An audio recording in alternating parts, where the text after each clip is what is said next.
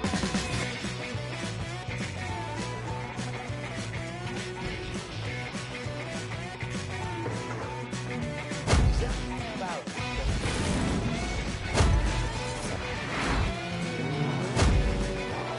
Moore. In order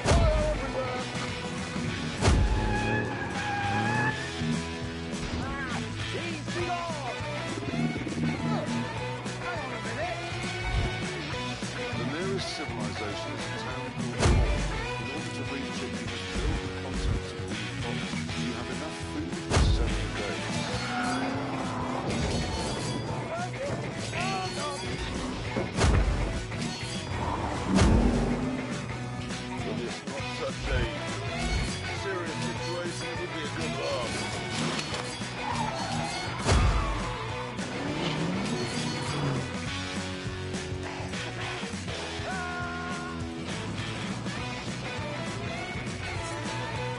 would be a good laugh. There must have been 30 or 40 people in the room. Police and Stop, son! Jesus Christ, I'm close to the edge. Let's sing a song. No. I am sitting where Jim Clark sat. Going in hard and hard! We're fleeing! Okay, flee. Well, they'll be using a pistol, won't they?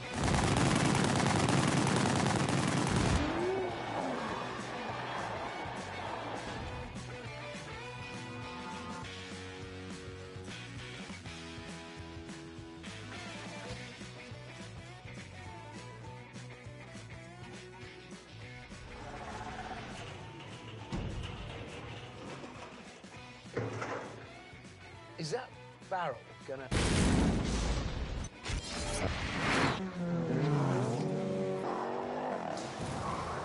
Fire everywhere!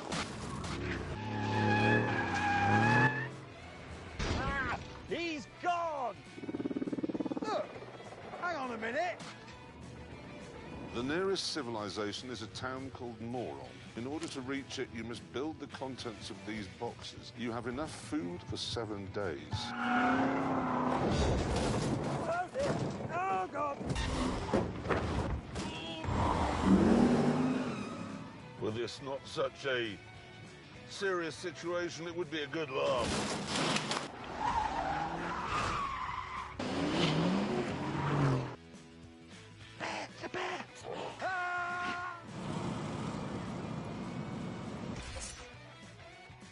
There must have been 30 or 40 people in the room when the police arrived.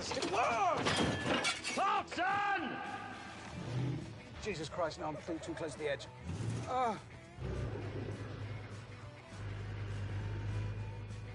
Let's sing a song. No. I am sitting where Jim Clark sat. Going in hard and hard! We're fleeing! Okay, flee. Well, they'll be using a pistol, won't they?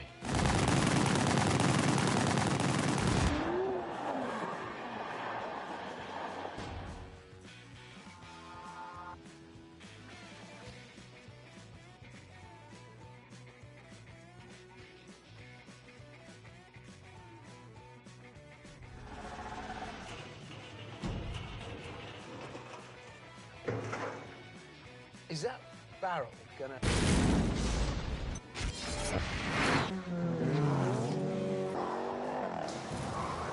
Fire everywhere!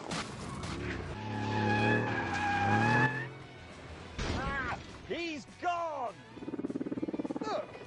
Hang on a minute. The nearest civilization is a town called Moron. In order to reach it, you must build the contents of these boxes. You have enough food for 7 days. Oh, God! With this not such a serious situation, it would be a good laugh.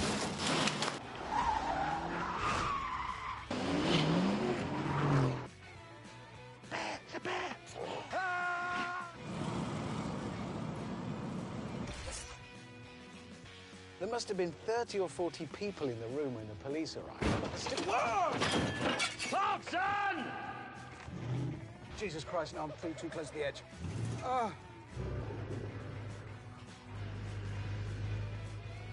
Let's sing a song. No. I am sitting where Jim Clark sat. Going in hard and hot! We're fleeing! Okay, flee. Well, they'll be using a pistol, won't they?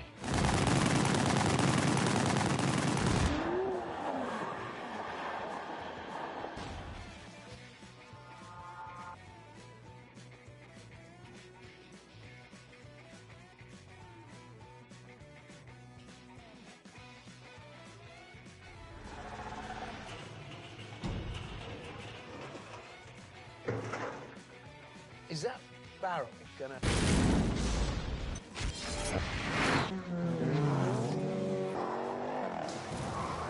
Fire everywhere! Ah! He's gone!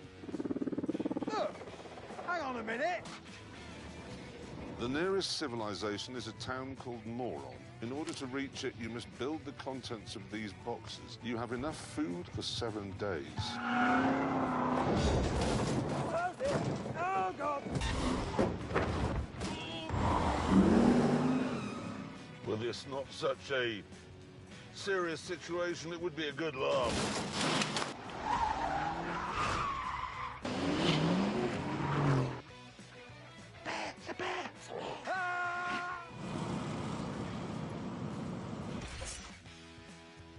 There must have been 30 or 40 people in the room when the police arrived. Whoa! Thompson! Jesus Christ, no, I'm too close to the edge.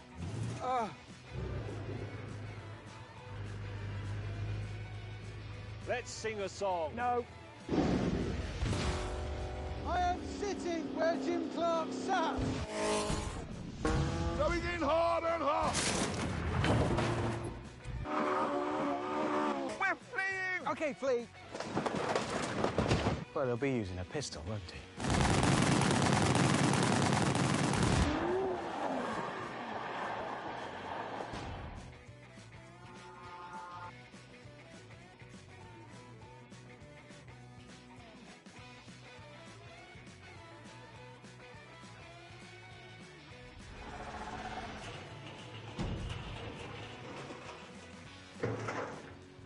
Is that barrel gonna...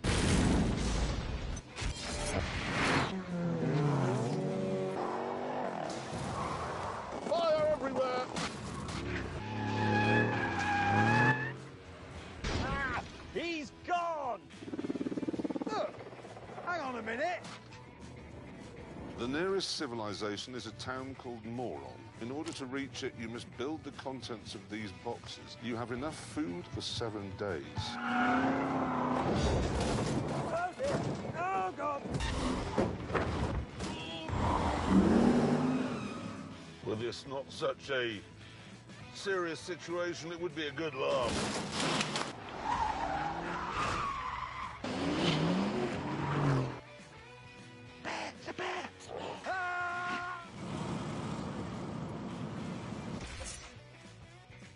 There must have been 30 or 40 people in the room when the police arrived. Whoa! Thompson! Jesus Christ, no, I'm too close to the edge.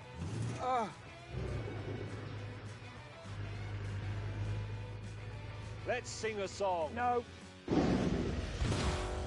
I am sitting where Jim Clark sat. Going in hard and hot! We're fleeing! Okay, flee. Well, they'll be using a pistol, won't they?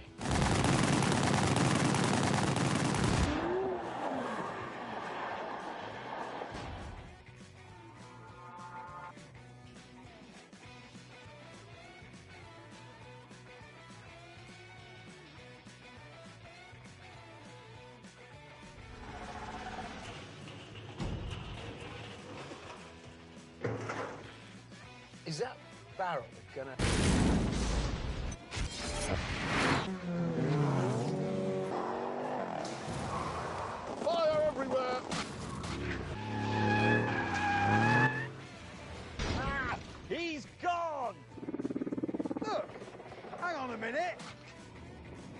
The nearest civilization is a town called Moron. In order to reach it, you must build the contents of these boxes. You have enough food for 7 days. Oh, dear. Oh, God. Were this not such a serious situation, it would be a good laugh.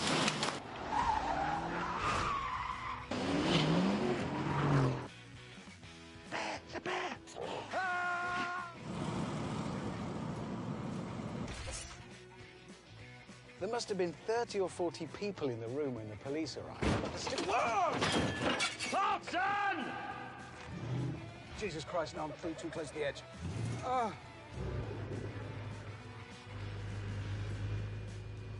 Let's sing a song. No. I am sitting where Jim Clark sat. Going in hard and hard! We're fleeing! OK, flee. Well, they'll be using a pistol, won't he?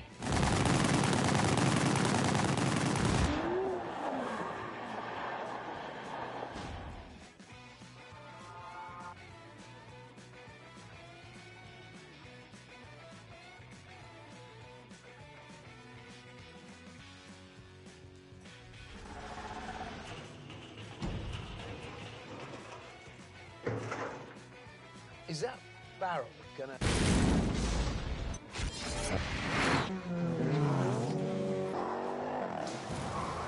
Fire everywhere! Ah, he's gone! Look, hang on a minute. The nearest civilization is a town called Moron. In order to reach it, you must build the contents of these boxes. You have enough food for 7 days. Oh, dear. Oh, God. Were this not such a serious situation, it would be a good laugh.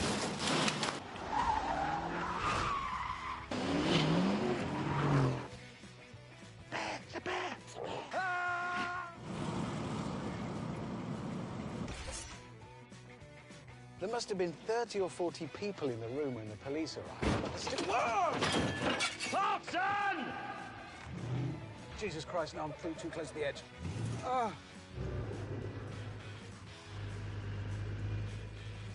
Let's sing a song. No. I am sitting where Jim Clark sat. Going in hard and hard! We're fleeing! OK, flee. Well, they'll be using a pistol, won't he?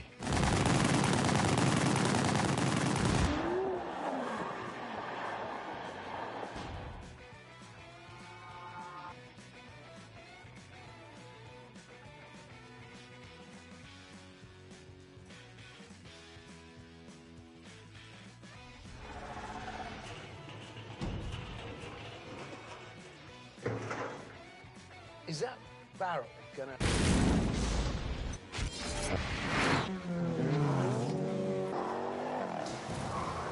Fire everywhere! Ah, he's gone! Look, hang on a minute. The nearest civilization is a town called Moron. In order to reach it, you must build the contents of these boxes. You have enough food for 7 days.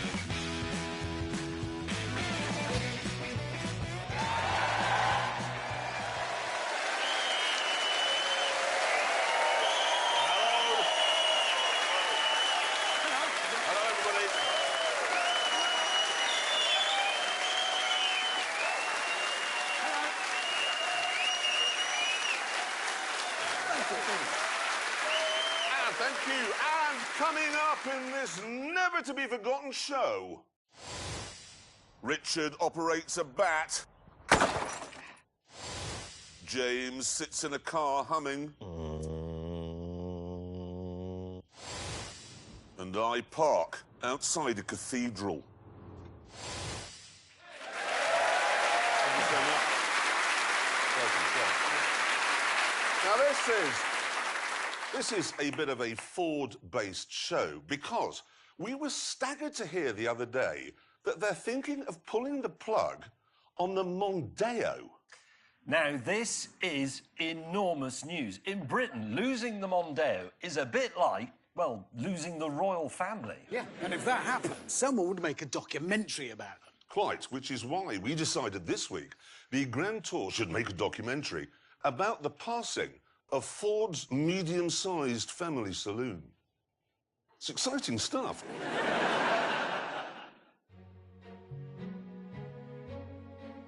The Mondeo story actually begins way back when the world was black and white. With this, the Ford Cortina. This is Genesis, the first chapter in easily the most important book in British motoring history. It came along in 1962, and apart from the CND rear lights, it was nothing special. It wasn't revolutionary like the Mini, it was just an ordinary family saloon. Ford therefore decided that to put it on the map, they'd mount an assault on the world's racetracks, which meant creating a high-performance version, the world's first ever fast Ford. And this is what they came up with.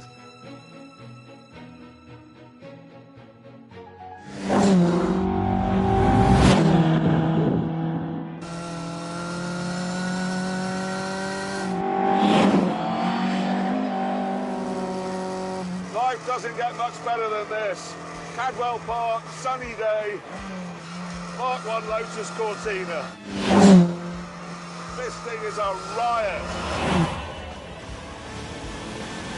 Go.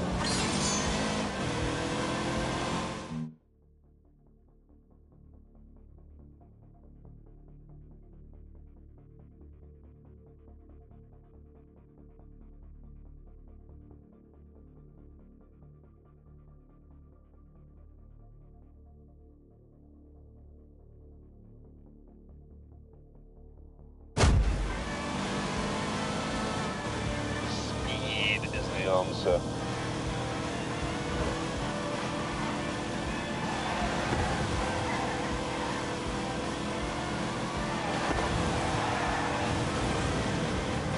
Look at that for a tidy line. Drive fast.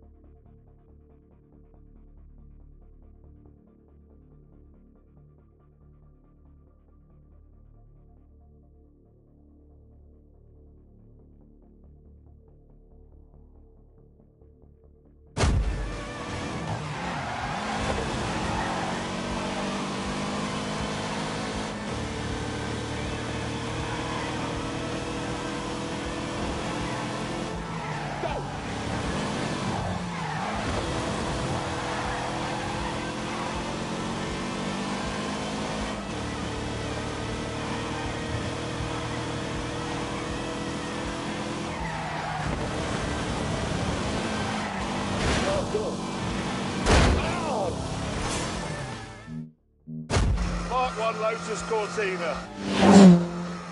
This thing is a riot. Go.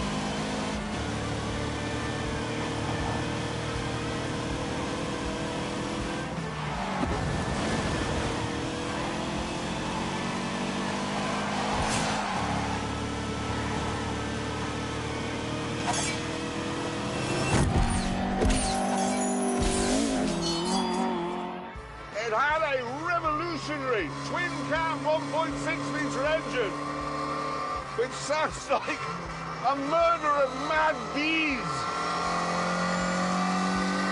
It revved like hell all the way to 8,000 RPM and produced 105 horsepower.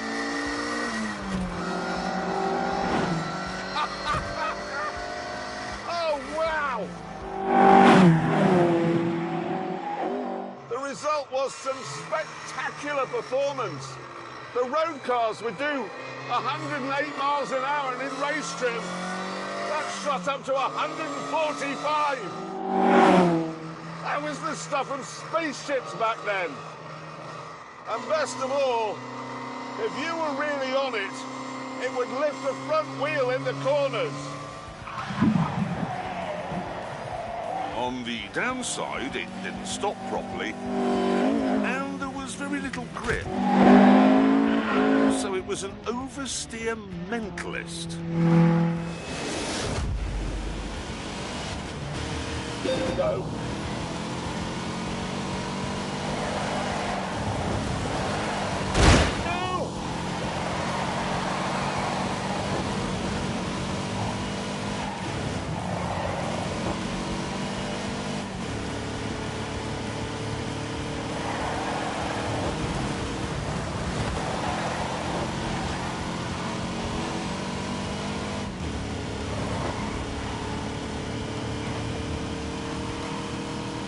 God, that looks tricky.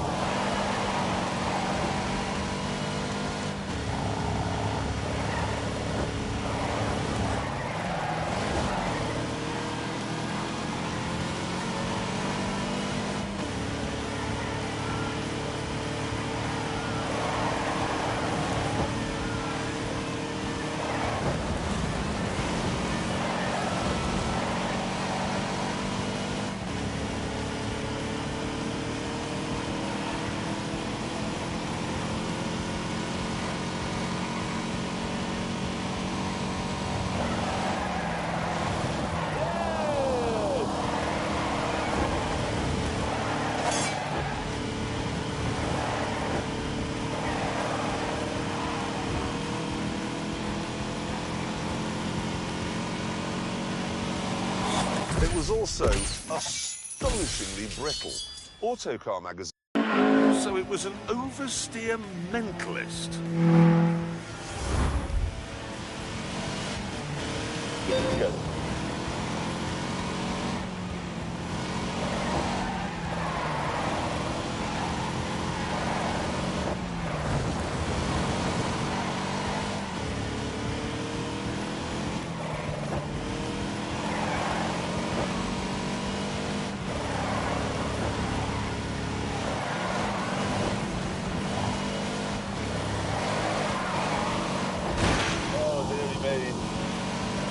My foot pinned to the floor.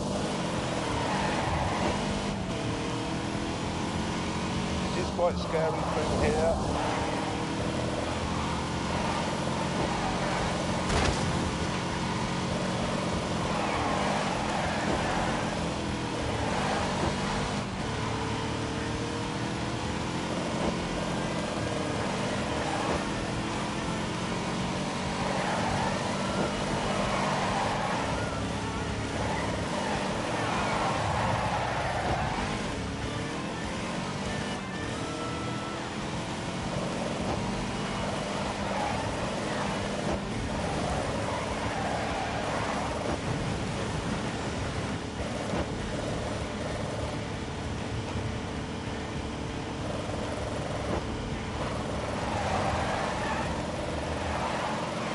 Genius.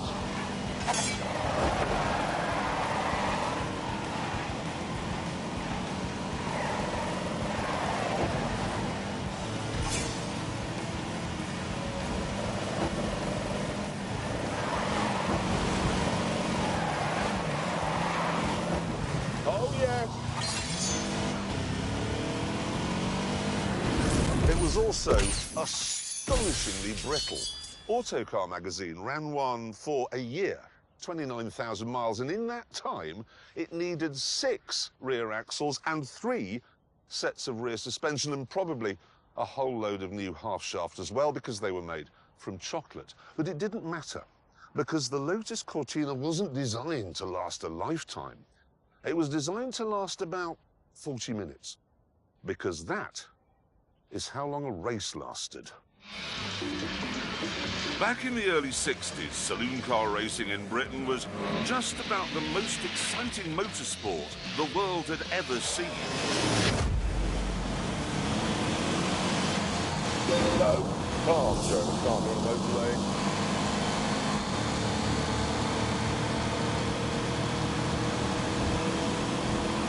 What's wrong with it? Completely useless.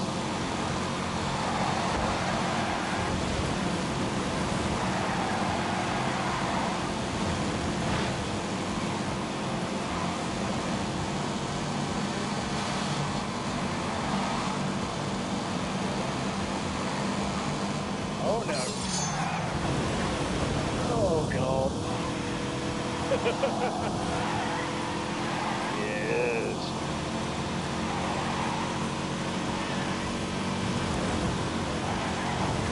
Oh, for God's sake. There we go. Speed up again now.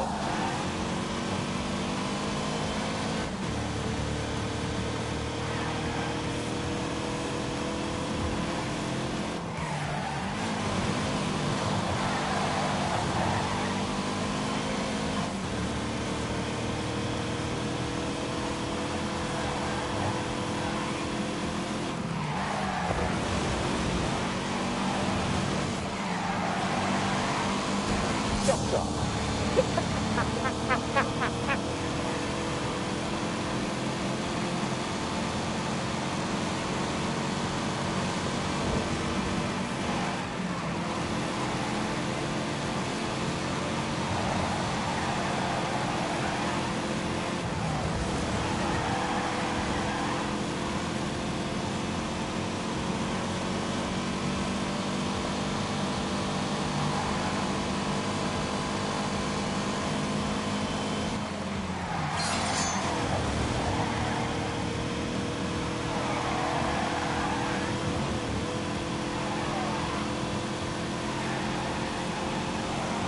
Drive carefully.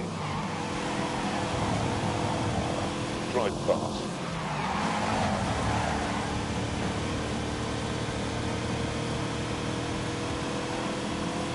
Oh dear.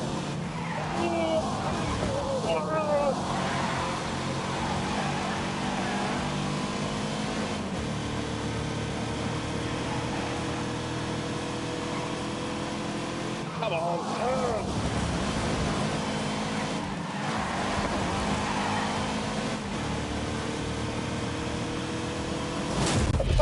The massive American Fords would roar down the straights, and then in the corners, the army of Minis would be right back at them.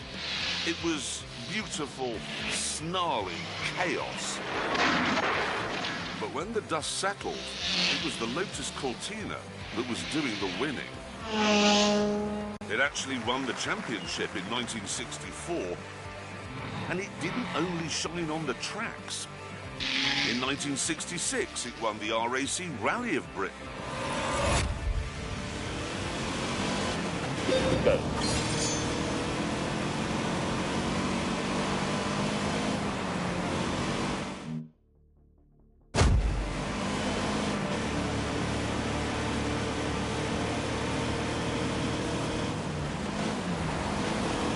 That will do.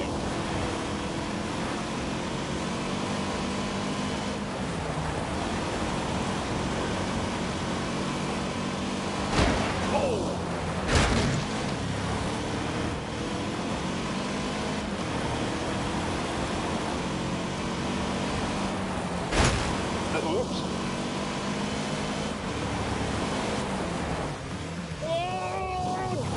How did that happen? 64, and it didn't only shine on the tracks. In 1966,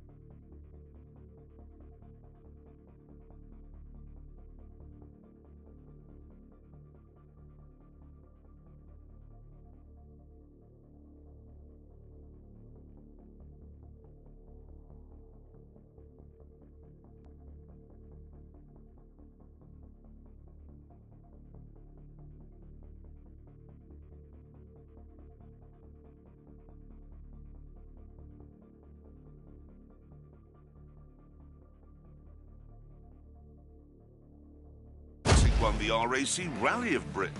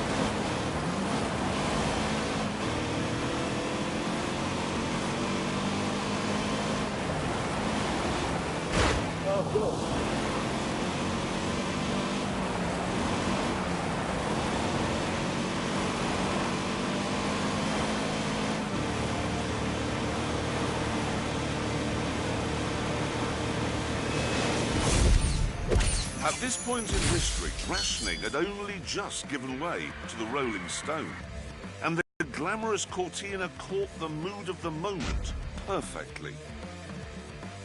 It was exciting, the first car ever that made the ordinary family man feel special, like he wasn't just a downtrodden cog. These were the best-selling cars Britain had ever seen by miles.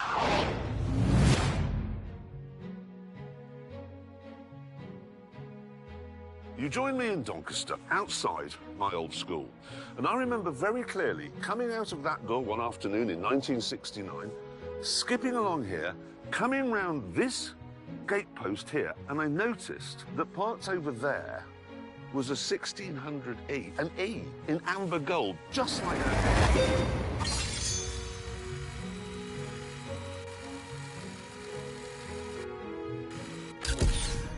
And in it was my dad. And that was impossible.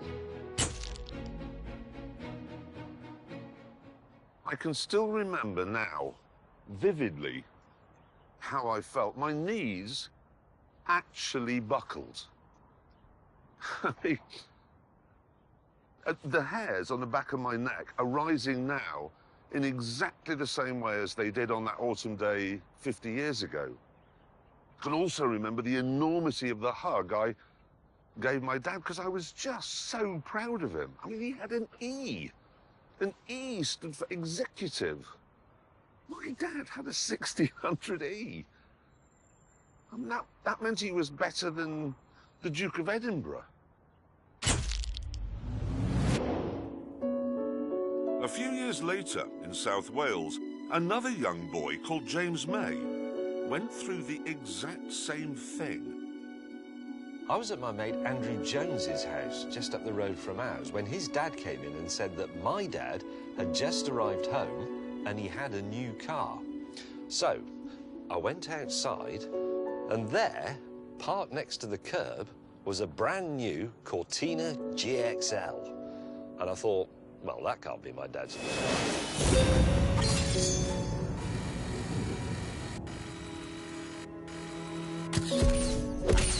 But it was. This was the all-new Mark III Cortina. And because it was the GXL model, it had chrome strips on the grille, and a vinyl roof, and 4 auxiliary dials that were angled towards the driver. It also had something called a rev counter, and I'd never seen one of those before. But when I looked at it, I suddenly became aware that my body could produce semen. Unfortunately, not all children in Britain were as fortunate as James and me, because some of them were born in Birmingham.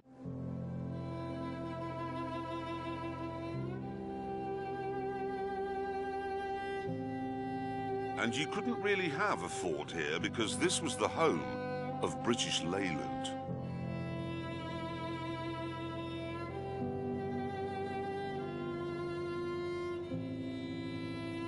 I grew up here, on this street, and I remember the day my dad came home with our new car. I prayed it would be a Cortina. literally prayed. But it wasn't.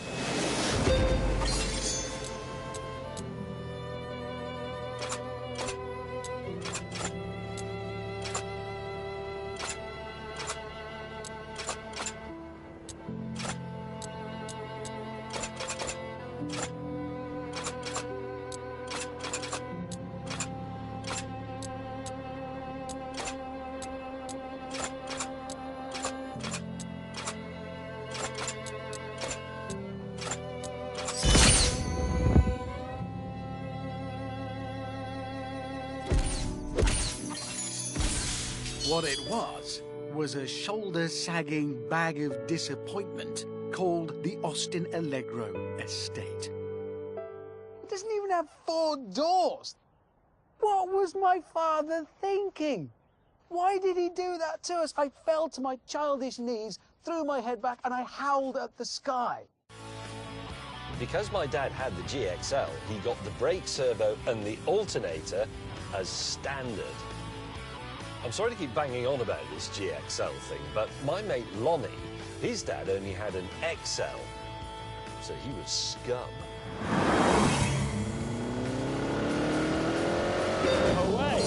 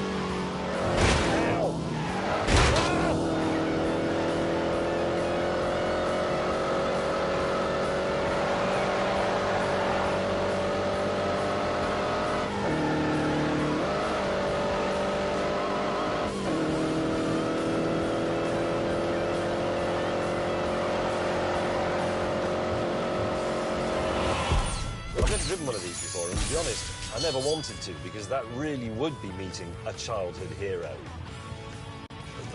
I love it, though. It's... Thanks, even better now, can't you? What about this one? That's it. Outside of Birmingham then, everyone, young and old, was in love with Ford's four-door saloon.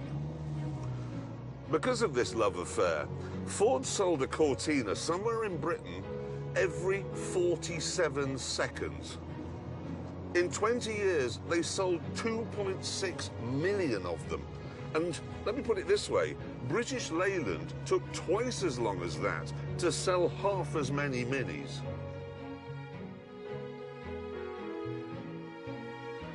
The Cortina then had become a part of the fabric of Britain. It was the nitrogen of our existence. But on the 22nd of July, 1982, Ford pulled the plug. And that was the end of that. Sad story, of course. But it's a great story. It goes on. You feel better? That's it. Ford didn't give up on the idea of a multi-million selling medium-sized family saloon. They came up with a replacement. It was called the Sierra. Here is a picture of it. And to begin with, it was a bit of a lemon. It was. When it came out, everybody said they hated it. It's kind of futuristic aerodynamic shape. They said it looked horrid, like a jelly mould. And then everybody worked out the aerodynamics didn't even work. Another problem was the motor trade hated it because that plastic front end, if you had a crash, it would boing back into shape, which was all brilliant, but you didn't know that everything behind it was actually smashed to pieces. Now, Ford decided there was only one way to get everybody to fall in love with its new mid-sized family saloon. It was something they'd done before. Make a fast version. What they came up with was this. The Sierra RS Cosworth. A car that could do 150 miles an hour.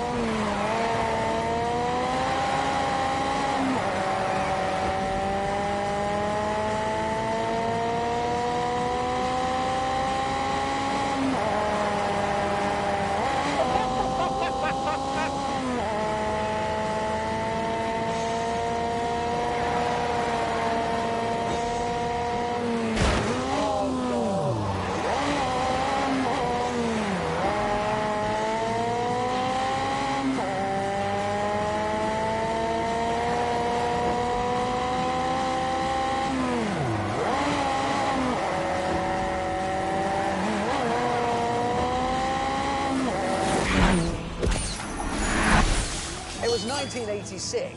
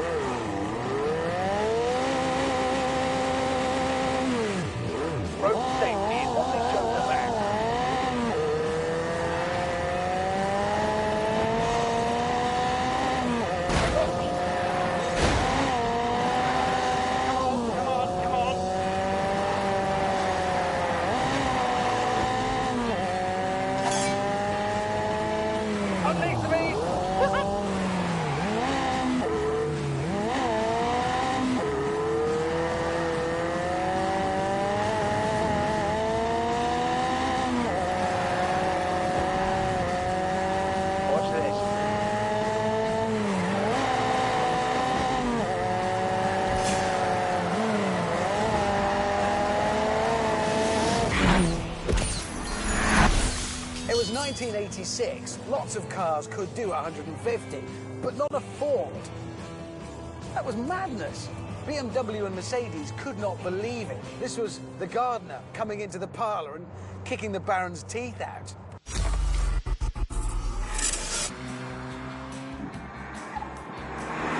To keep the road-going rocket ship pointing mostly in the right direction, it got beefed-up suspension, a limited-slip diff, and its most famous feature, that massive back wing. And that wing says everything about the Cosworth. Compared with grown-up things from Mercedes and BMW, it says, ah, sod off. I don't care what you think about me.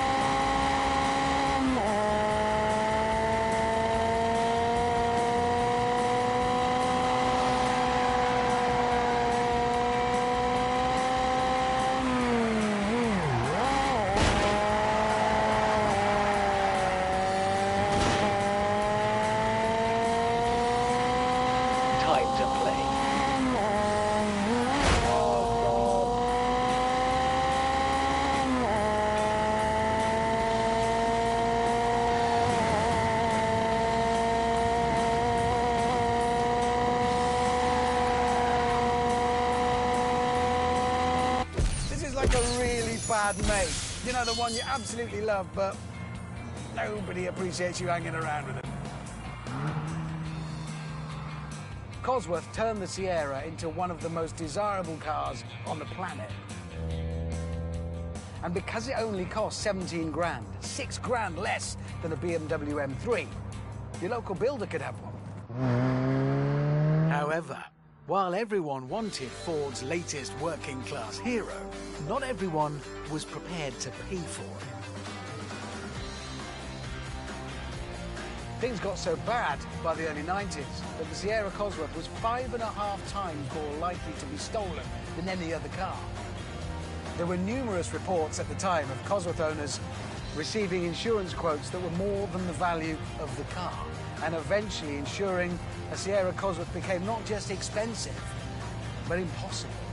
They were uninsurable. But by then, it didn't matter.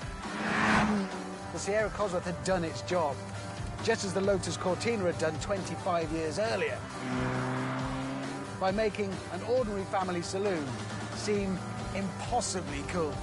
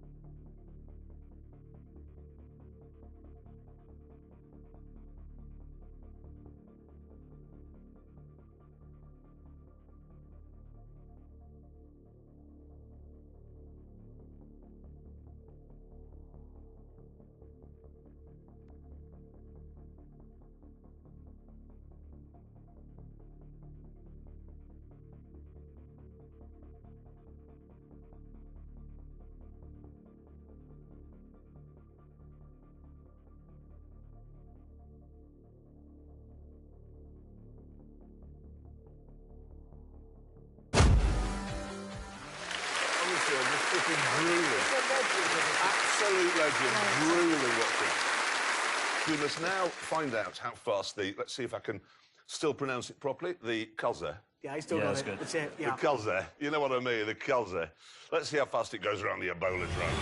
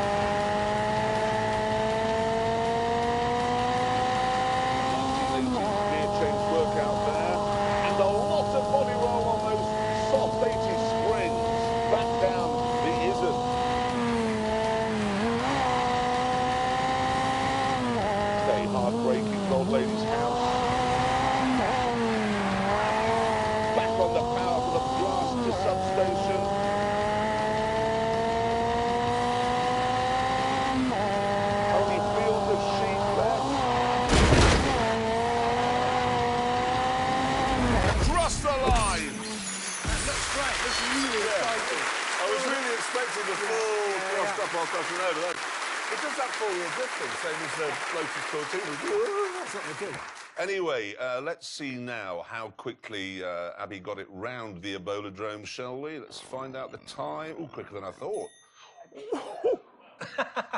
What? Well, it's faster than a Lamborghini. I told you that thing was slow. It's actually slower than a Ford Sierra. But the interesting thing for me there is it's quicker than a Ford Fiesta ST 200, and they both have the same power, don't they? About 200 horsepower. It did, yeah. I think what that goes to show is, despite all the improvements in suspension and tyres, you can't beat fitting something with a sodding great turbo. A massive turbo does the job. Anyway, can I get back to our documentary? Yes. Because in 1993, Ford stopped making the Sierra and decided instead to export the idea that had revolutionised Britain to the whole world. What they came up with was something they called a world car.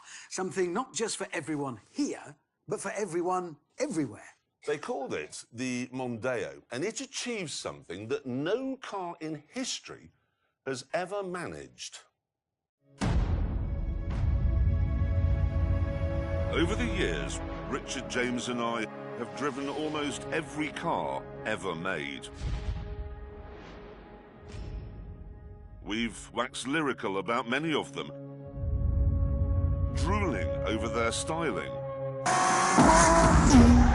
or their handling.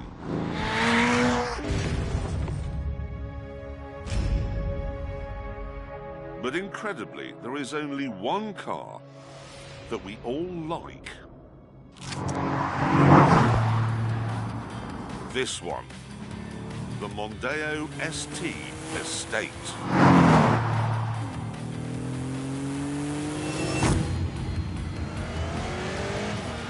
Go. You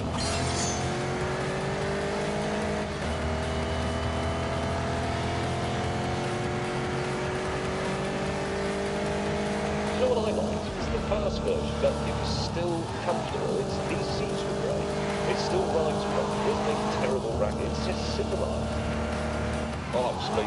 Oh, there's the shot.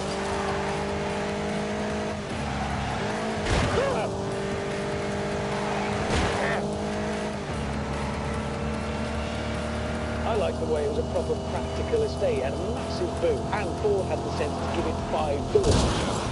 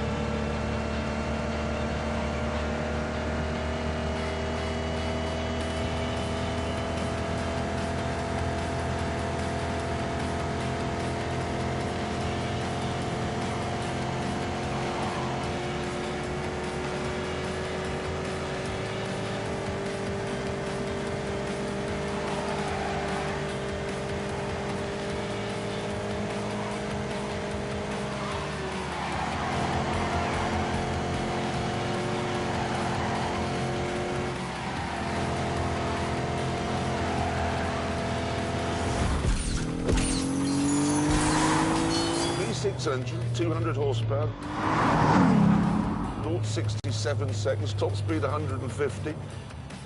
It didn't look it, but this was as quick as a Cosworth. And when they turned it into the ST220 in 2002, it looked right as well. They should have sold these by the million. But there was a problem. This. The first so-called MPV, the Toyota Picnic. In 1996, when it was first introduced, we laughed at it because it seemed so stupid. I mean, why name a car after something you might do in it? Picnic. No, they didn't have a Toyota dentist, did they? The Honda pop to the shops. It's just an ordinary act. It's not even exciting. The Volkswagen dogging. It's just a naff thing to do. And the MPVs kept coming, and leasing a Mercedes got cheaper. And the effect on Ford was astonishing. In 1994, they sold 127,000 Mondeos in Britain. In 2017, that was down to 12,000. In America, things are so bad, the Mondeo will be pulled from the showrooms this year.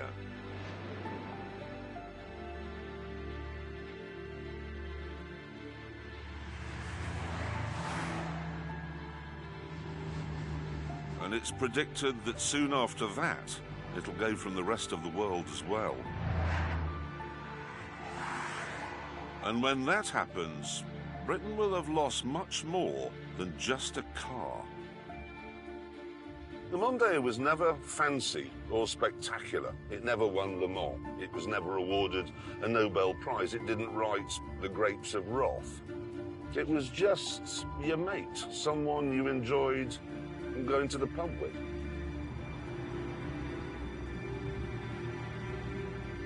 And here's the thing. when someone fancy or spectacular like, say, Mick Jagger dies, it'll be sad. But when your mate dies, that is heartbreaking.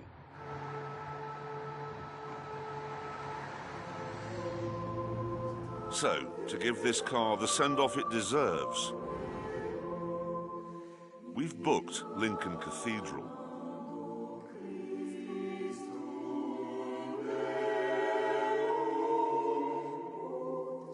And invited some like-minded souls to mark the moment of its passing.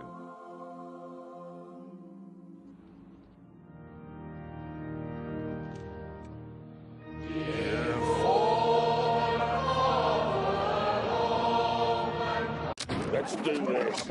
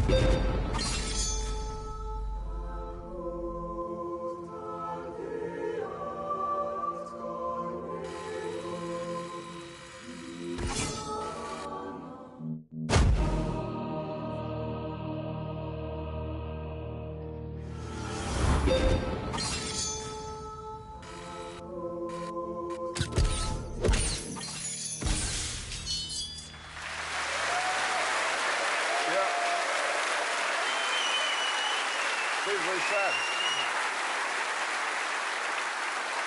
It is, it's very sad, and it's not the only British motoring institution that's coming to an end. We are. This is not just the last in the series. I mean, sorry, it's the show as you know it is actually ending with, you know, the track, audience, us three, and really badly fitting jackets every week. This is the last one. It is. It is. And it's sad, but we have been doing it together for 17 years. Going back in my head, there's the cow on the Camaro. Yeah. The indestructible Toyota. Yeah. Oliver. Yeah. Beach buggies across the dunes. Yeah. I mean, that was... Driving down that ski, I was in there, driving down the ski slope in Colorado. That was one of the best things I've ever done. It's all been epic. Don't stop. What? Don't stop. Carry on. Well,